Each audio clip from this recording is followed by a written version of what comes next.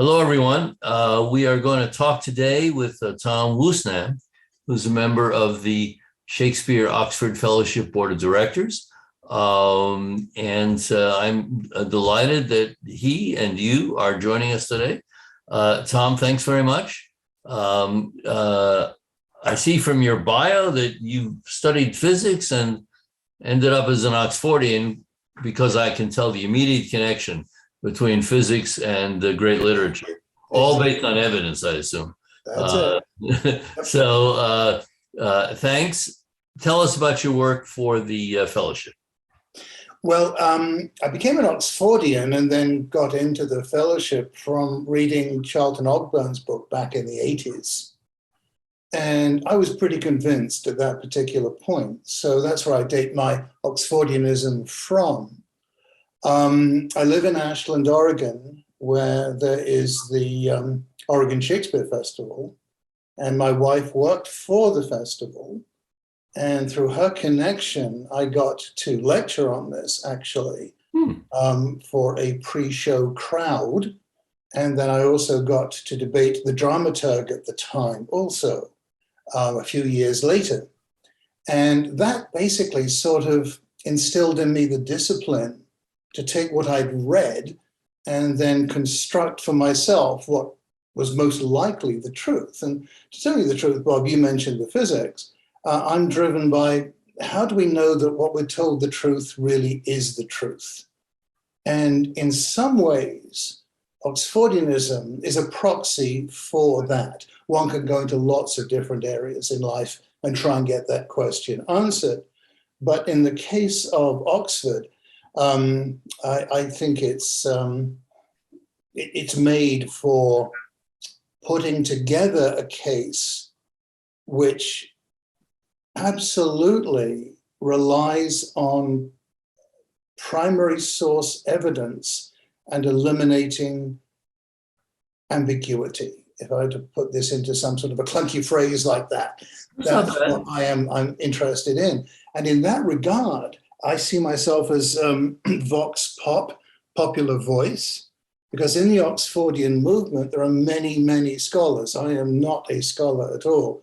I take the work that other people have done and try and put it into a form which is understandable to the lay person. And to that extent, I have just finished a series of classes here in Ashland on the campus of Southern Oregon University under the auspices of what's called OLLI, which is the Osher Lifelong Learning Institute, which I think is countrywide, actually. Yes. And I did 4 sessions of 6 classes each for an hour, each one, on I called it belief in the Shakespeare authorship question, because ultimately there is so much belief which drives the emotions that drive the myth that we all grow up with. So in the 6 classes for each session, I would divide it into 3 and 3. And I had, first of all, reasonable doubt. You need to create that reasonable doubt. Now, I know not everybody thinks that, but in my experience, if you don't have a reasonable doubt, you just present Oxford, then you are, in a sense, presenting a solution looking for a problem. You've got to sow the seeds. So that's where the vox pop came into a large extent. And I am hoping to present a paper on this at the conference in September in Ashland. So Good. The first 3 lessons are on that. And then the second 3 are on the case for Oxford. But, and here's where I try to be very careful with my words, because if we are going to be truthful, we cannot say we know that Oxford wrote the works, because there is no smoking gun. There just isn't. So I craft the last 3 weeks as, why should we disqualify Edward de Vere as a candidate? Because if I have created a reasonable doubt, then that means there must be somebody else. Why would we disqualify Edward de Vere? And that way I cannot be accused of coming to a conclusion without that, as I call it, smoking gun evidence, because it's a similar argument for the man from Stratford. We cannot prove he did not write the works, because in the absence of confirming information, as you know, we cannot prove a negative. So what you can do is you can say, all right, this is the evidence here. But based on that evidence, would you think it was the man from Stratford? Can't prove it, just looking at the evidence. Well, you can convict someone of murder without a body. Yeah. And to a degree, that's what we're dealing with here. It's for a discussion for another time. I think there are pieces of information we have and of research that's been done that could be said to be directly connect Oxford and the works. But we'll talk about that at another time. Mm-hmm. Within this area that of your interests, what do you do within the foundation? Wrong job. Fellowship. Sorry, old habits die hard. Given that the annual conference is here in Ashland this year, and I live in Ashland, I'm boots on the ground, if you will, for the conference committee's work that has to be done to make sure that it runs smoothly. So that's been most of my time spent on that, which is in fits and starts, as you can imagine. There's a lot of preparation work which has been laid already. But then when the conference gets going and closer to that time, there'll be a lot more work involved in doing that. Yeah. What within running a conference, I suspect there are just a lot of little pieces that seem to be in place and then at the last minute fly away. Do you have other people from the fellowship who are working with you on it, or is this a one-man band kind of thing? Earl Showerman is always in the background, and I'm on the board right now because of the awful accident that Earl suffered. Yeah, he had to leave the board, and I was nominated to take his place about 8 months ago. And Earl is, as far as I can tell, back to full strength right now. You just wouldn't know he'd been through this awful accident. And he's always there with helpful advice, as you know. The tragic news for you is that with all the knowledge you're gaining on how to run a conference, you will undoubtedly be enlisted, or at least approached for the next fellowship conference, regardless of where it is. So I hope you're taking good notes for either for yourself or for someone else who's going to be involved. And I believe the next conference in 2023 will be in New Orleans, which should be a lot of fun. And I've never been there, but I also need to point out that Don Rubin has been tremendous help, of course. And he's been through many of these. He's the chair of the conference committee. So I don't want to take any focus away from him at all. He is the one who's leading. Very, very energetic guy. So where do you think the fellowship should be going? What should we be doing? I know I'm putting you on a spot, but hey, that's what presidents get to do.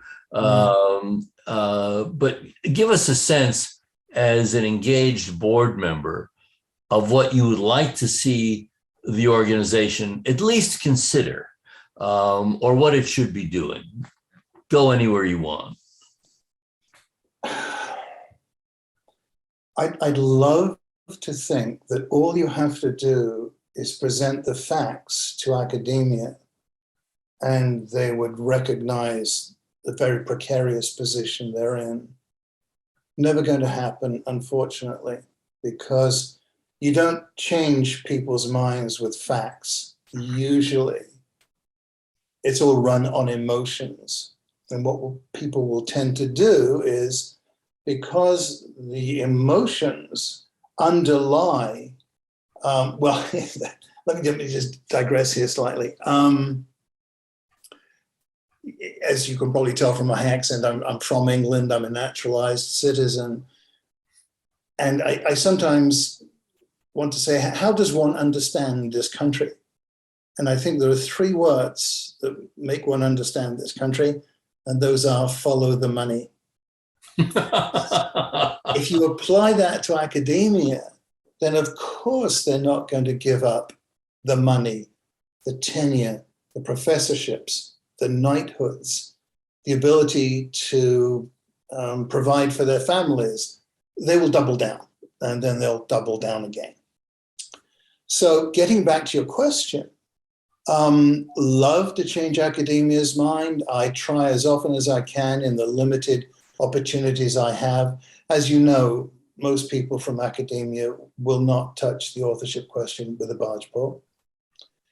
And that then leads us to, well, what's the second best, if you will? And this is no surprise, which we have talked around before, which is historians. Surely this falls in the lap of ideal study for historians based on what I said earlier, which is primary source evidence. That's what should drive them. You can't have primary source for everything, of course. I get that. But it just confounds me that when you look at the authorship problem, there essentially is no primary source evidence of any kind that would link William Shakespeare from Stratford-on-Avon with being a poet dramatist. It simply doesn't exist. So let me see. We have illiterate parents, illiterate wife, illiterate children, and in between is the world's greatest English playwright and poet. Yeah. That makes perfect sense to me. It does. I would like to spend time, as long as I have the power, and once I simply move back to being a private citizen, to focus on how do you get this stuff in front of kids? How do you get young people to sort of raise? I mean, it seems to me that kids love controversy, and they want to know about the guy who is being pushed around. They favor the underdog. And it seems to me that Oxford unquestionably fits in that position. So a real question I have is, how do you bring that out? And I don't know that you have an answer on that, but I think that one of the solutions to we'll never get academia to pay attention to us is to bring in new academics, and that's a younger generation. So I would certainly like to see the organization wrestling with that. We do have committees that focus on education, and I hope we'll be hearing in this series from people engaged with that, because it's a big deal. I mean, it really is a big deal. I thought that, what was it, 2 years ago, 3 years ago, when several members went to the NCTE, National Council on Teachers of English meetings, that was something that I think we should do again for sure. I tried to do a little bit of it at the school where I was teaching, but the English department was completely resistant to the idea, and they're my friends, and you only push it so far, you know. Yeah. Yeah. So I would give talks occasionally to the faculty. Occasionally I would bring it up to kids. And I agree with you. They do love the underdog. They do like a good mystery. Don't we all like a good mystery, I think? But cracking open that door is very, very difficult. I was invited by a member of SOF to talk to a group of college students who were just about to complete their combined bachelor-master's program at a university in the middle of Virginia. And my wife and I drove down there, and I gave a talk. I would say 15 young people.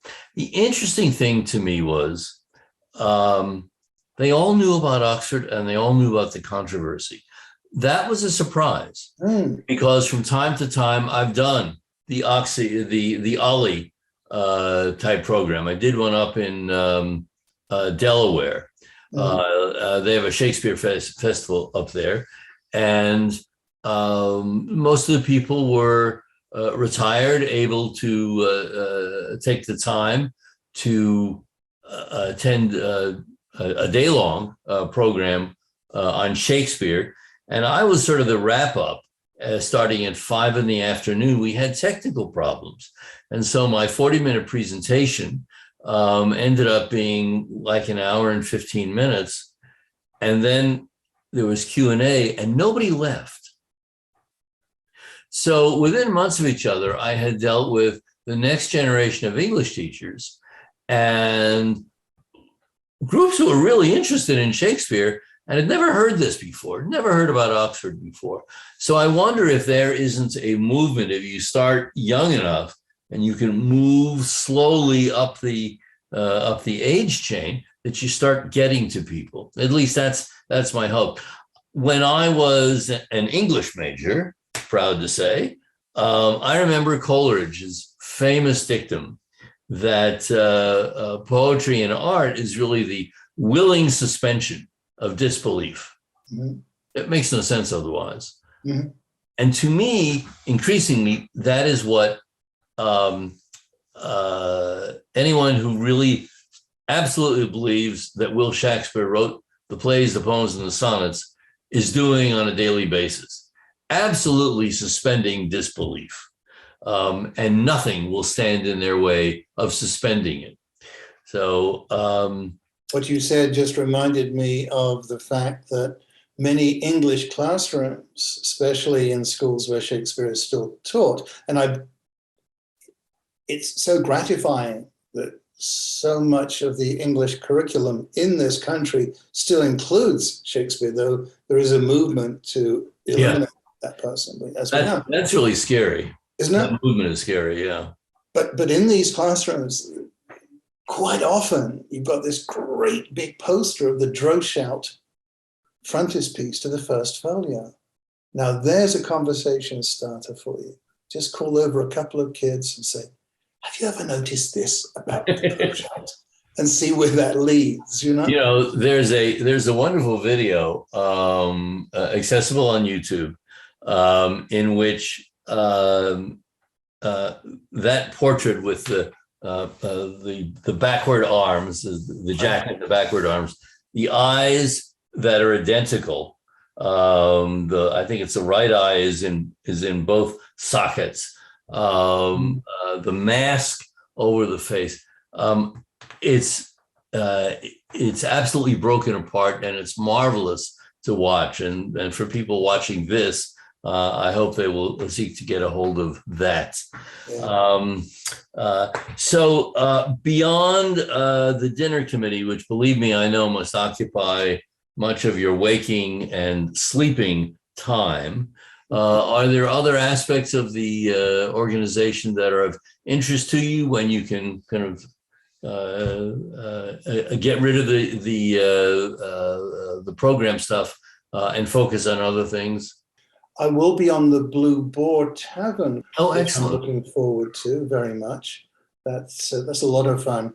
Now, apart from that, there's nothing specific, Bob, because as I say, and I keep coming back to this, we're sort of two-pronged, at least, aren't we, in the organization? You have the scholars, and we publish their work. But then you have the grunt people, like me. I see myself as a vox pop grunt person. I'd love to be a scholar. I never will, but to the extent that I can nibble around the edges, it will be fun to do, I have to say. Yeah. All right. The Blue Boar Tavern is, and you tell us briefly about that. Okay. This is the brainchild of Ben August, another trustee. And essentially, there'll be 4 people just sitting around having a drink in a tavern And it's moderated by Jonathan Dixon, who has either won or comes second in video contests. I should know the answer to that. The answer is you are correct. He is the most immediate past winner of the video contest. He's also a professional actor of no mean skill, and an Oxfordian. And he's the bartender. And these people coming around for a tankard are doing it virtually. Each of the speakers will be in your home, able to talk via the miracles of technology. But it is open only to members. And it was designed by Ben as a way to provide an extra special dollop of appreciation for people who join. So people who are not members can easily become a member for the very low price of only $44.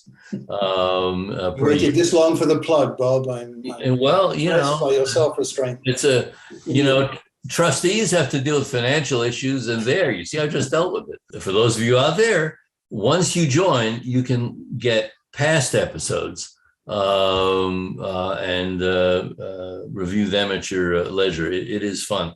I know you need to sneak away for some other things, and I happen to have knowledge that one way you sneak away is through a hidden door, which no one else can see. But if you would show us the hidden door, which can inspire all of us to find room in our hearts for someone who can find, let's call it an ox cave, not a man cave, an Oxford cave.